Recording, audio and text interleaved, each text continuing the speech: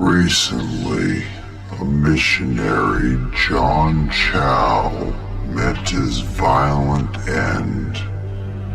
Despite being forbidden by authorities, he felt the need to bring his Bible to the tribe living on a remote island that had never been contacted by modern society was far too important.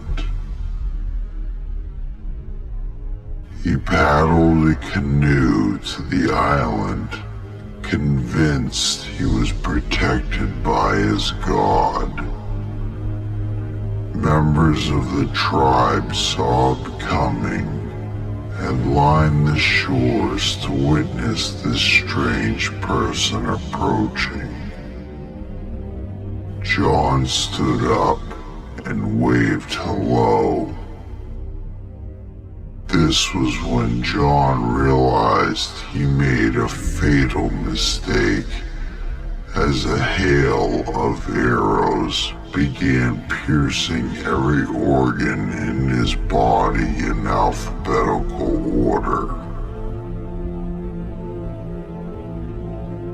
Currently, authorities are trying to figure out how to retrieve his body, but have announced they may just give up and consider him lost because they do not wish to disturb the tribe. Isn't it strange how this murder is not considered a murder? If this was a group of white Europeans living like the Amish in isolation for generations on an island, and an Asian man paddled a canoe to their shore, and they shot him on sight, the local government would be there with helicopters and tanks. Not a single white person would be left alive. But because these tribesmen are African, they get a free pass to murder anyone who comes to their shore with full protection from the government. No one has displayed an ounce of empathy for John. The vast majority of the world saw what he did as foolish, and that he got what he deserved. I will agree with these people. Meanwhile, on the other side of the world, thousands of invaders are smashing against the border wall of the United States. The U.S. military deployed pepper balls and tear gas to drive the crowd back.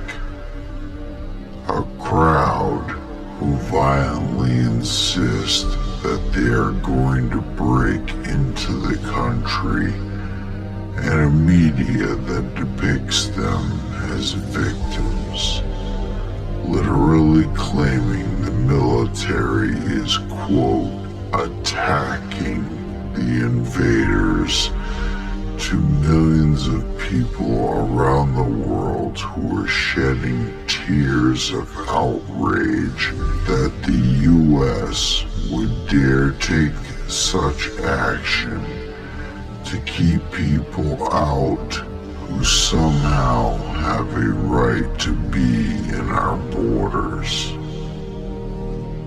What do these two events have in common? They both involve an invading party and a group defending their land to keep them out. But it's how these cases differ that is the most damning. One story gets absolute sympathy from the world and garners zero sympathy and is cause for much ridicule. One story is of people forcing their way onto a foreign land with the intention of taking all they can. The other is a man who gently approached a border with no intention of taking anything or making demands. He simply wanted to give them a book. And one story is of a group being attacked for defending their land from forced invasion and called every negative pejorative to shame and chastise them for using non-lethal force against the invaders. Where the mere insinuation that a military would even bring rifles to a border to project a potential use of lethal force is a war crime. The other story is looked at with indifference. The public consensus is that it was John's fault for getting murdered. He was arrogant and warned by everyone that an island of Africans would use violence to defend their land from invaders, and he did not listen.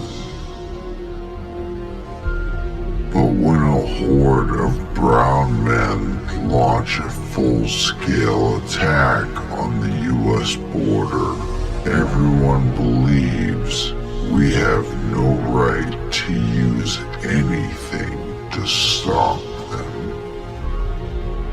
Ponder these words as you follow me on all social networks in the description. And remember, watch from the shadows and see the truth.